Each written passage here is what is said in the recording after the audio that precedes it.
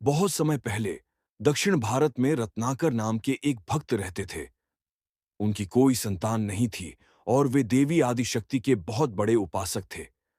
देवी उनकी भक्ति से प्रसन्न हुई और उनके सपने में आकर वचन दिया कि वह उनके घर जन्म लेंगी।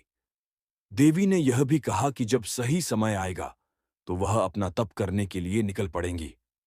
समय आने पर रत्नाकर के घर एक बहुत ही सुंदर कन्या का जन्म हुआ, जिसका नाम वैष्णवी रखा गया।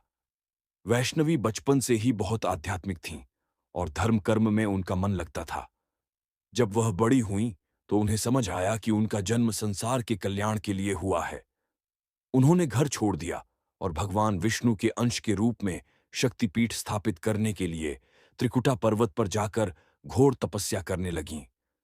उन्हीं दिनों भैरवनाथ नाम का एक तांत्रिक था जो वैष्णवी के सौंदर्य पर मोहित हो गया। वह उनकी तपस्या भंग करना चाहता था और उन्हें अपने वश में करना चाहता था। वैष्णवी ने उससे बचने की बहुत कोशिश की और उसे समझाया कि वह केवल भगवान की सेवा में लीन रहना चाहती है, लेकिन भैरवनाथ नहीं माना और उनका पीछा करता रहा। वैष्णवी उससे बचने के लिए पहाड़ों में भागती रहीं। इस दौरान उन्होंने कई स्थानों पर विश्राम किया, जो आज बाणगंगा, चरण पादुका, अर्धकुंवारी और हाथीमथा जैसे पवित्र स्थल बन गए हैं। भैरवनाथ लगातार उनका पीछा करता रहा।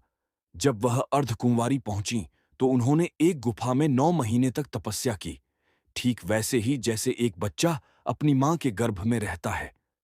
अंत में जब भैरवनाथ त्रिकुटा पर्वत पर उनके पास पहुंच गया तो माता वैष्णवी ने सोचा कि अब उसे मारना ही पड़ेगा।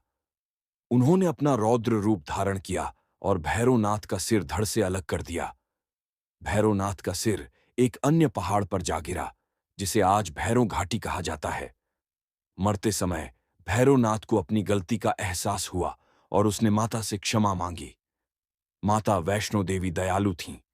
उन्होंने उसे क्षमा कर दिया और वरदान दिया कि जो कोई भी भक्त उनके दर्शन करने आएगा, उसे भैरवनाथ के दर्शन किए बिना यात्रा पूरी नहीं मानी जाएगी।